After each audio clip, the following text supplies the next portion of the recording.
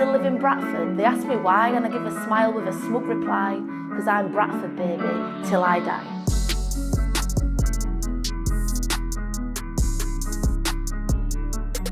Bradford is a great northern city with a rich history and a bright future.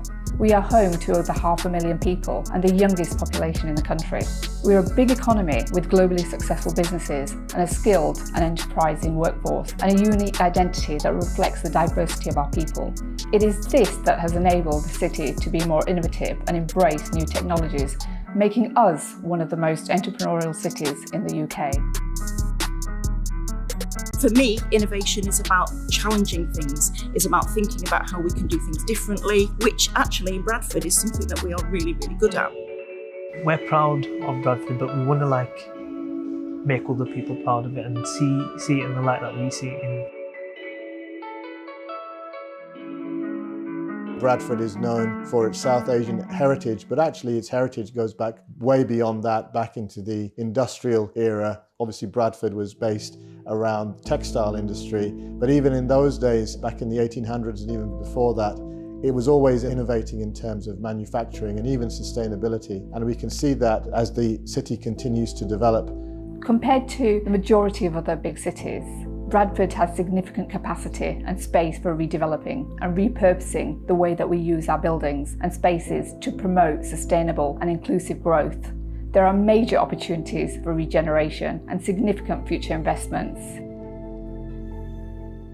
So this is a piece of work that we did with Bradford Council to take data and align it with the place and start to show what's going on in terms of from each area, how many people we have, what the age groups of that population is, what the industries are, and it really helps us to use technology in a way that starts to understand places and then ensuring that the kind of buildings that we design into those places are responding to the characteristics of that place. It's our laboratory. We're sat in a laboratory, but actually the whole of the city is the place that we can test ideas. It's a place where we can engage with entrepreneurs, we can engage with the wider community to find out what do they need. And it is a place where innovation has always happened and is happening now. Understanding all the things that are happening and coming and that are emerging in the city is really important to understand what the opportunity does. VR City. The key thing what we've brought is a virtual reality experience, which is completely immersive gaming. Once you're in that virtual reality headset, you're immersed into a completely different world. The reaction, usually it's something like headset on, wow. The majority of people that come are trying virtual reality for the first time ever. The simplest experience we have, which is walking a plank across the New York skyline, gets the absolute best reactions. Oh my God, listen, I think I'm gonna fall. I'm actually gonna fall. When it comes to innovation, creativity, art, all of those things, well, they have been for me. They've been a means out of a working class background, a background with very little resource. If it hadn't been for art, innovation and all the other things that I've done in terms of the cultural sector, I'm not sure where I would have been today. Being an actor for 20 years, I really saw that there was an opportunity to marry what I did as an actor, live performance, with gaming. That immersive experience for me is really exciting, and I really just fell in love with it and wanted to develop it further. The reason I wanted to become an artist in the first place is I use art, tech, digital entertainment to elevate people that come from backgrounds where I come from. Don't play by other people's rules if you want to be innovative. If you are different, explore how different you are.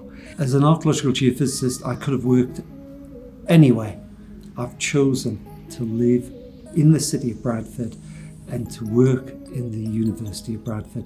And that's because it's actually the best place for my work and for me to not only expand my knowledge, but to actually change other people's lives.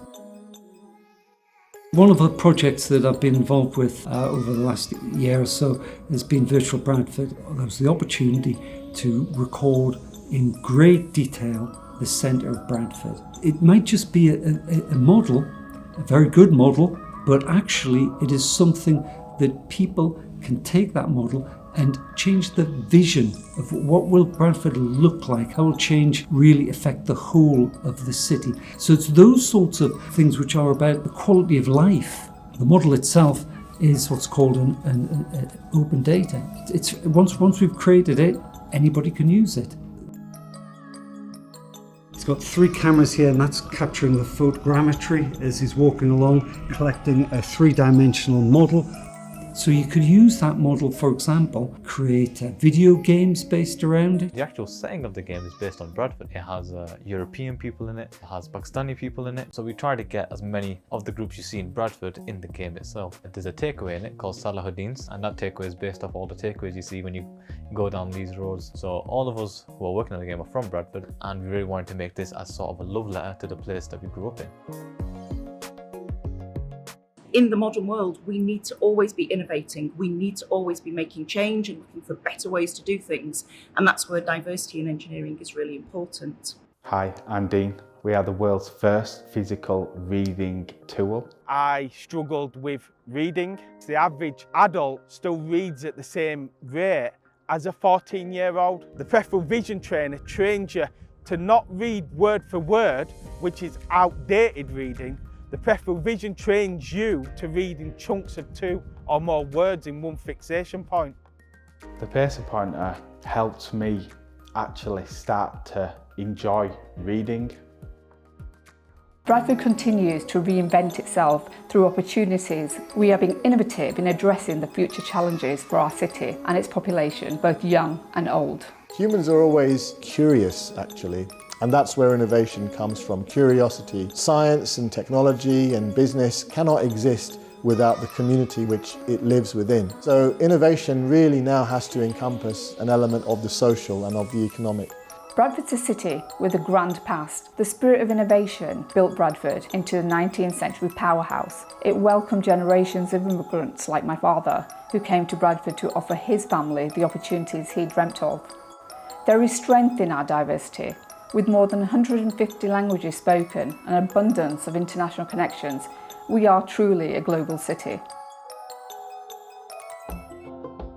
Bradford doesn't stand still. No. And it keeps learning. When people come to Bradford, it's not what brings you to Bradford, it's what makes you stay in Bradford. The entrepreneurship that we've got in Bradford with refugee communities. I think that's a really important point. Yeah. I mean, I'm old enough to remember the term the brain drain. Back in the 70s, the papers were full of stories of all our best brains going overseas. We've got a brain gain now.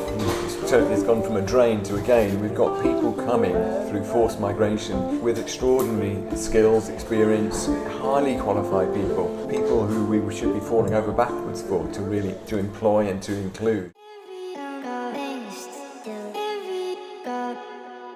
It was always one of these places where people came first before moving somewhere else. There are a lot of skills out there, a lot of people with a load of knowledge, a load of passion about technology, from the migrant community in Bradford, from people who are much, much older than you would think have a kind of predilection for technology. We've fixed some really, really interesting stuff, everything from like really, really old machines to stuff that's just brand new that someone has got a little bit of a problem with and just put it to one side and then thought they were okay to donate it. Solidaritech help refugees and asylum seekers get access to technology by refurbishing old technology that people donate to us and passing it out to people who don't have access to it. Refugees who are just in that transition period between getting their status. Technology is a big help for them then, so phones, tablets, laptops, and even desktops. You find a lot of people who are back in their home country really, really into technology. The interesting thing is seeing all of these different ways of making it work that are all really different, but also seeing that a lot of those ways of making things work are exactly the same no matter wherever you are. It's the same in sub-Saharan Africa, it's the same in Russia, it's the same in El Salvador. We live in a really disposable culture. There's like 500 million tonnes of e-waste created, I think, just in the UK every year. I think that's the thing that we're trying to counteract here, is that the idea that things should be disposable. It's really important for us that sustainability shouldn't be a tick box exercise, that it shouldn't simply be a carbon reduction proposition, but actually it should be about how people live.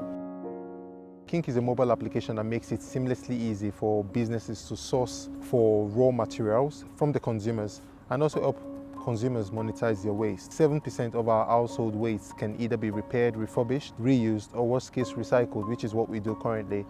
The way the Kink app works is it's quite easy, really easy. All you have to do is to download the mobile application. You get to see a list of brands, companies retrieved from the consumers. If it's what you have, all you've got to do is to register. You get a box, a tote bag, where you put in all of those items, and then you just simply request the pickup. We come over to your accommodation, we pick it up, we sort it out and send it back to businesses. Then within 2 to 5 days, you get credited with a token that you could redeem either as cash or as a discount voucher for your next purchase. It's what we need, and it's the future of waste management. Because of life circumstances, I found myself homeless, sleeping on concrete floors, without electricity. Most of the values I've learned came from that moment. Bradford is just where you need to be if you've got the right ideas, if you want to create things for people. It's possible. It is.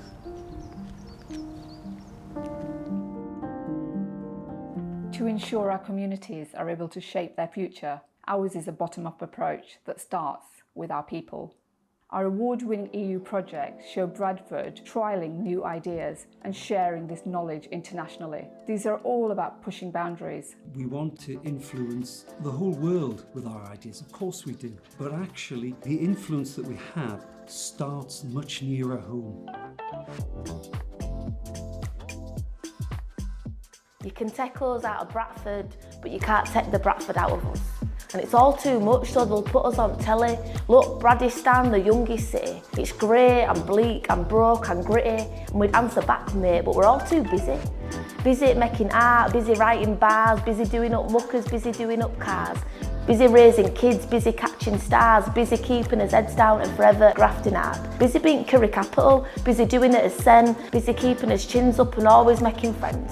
Busy checking on neighbours, we don't mess about, never trying to be something we're not and never chasing clout. You can take us off estates, you can put us on a bus, you can take us out of Bradford, but you can never take the Bradford out of us.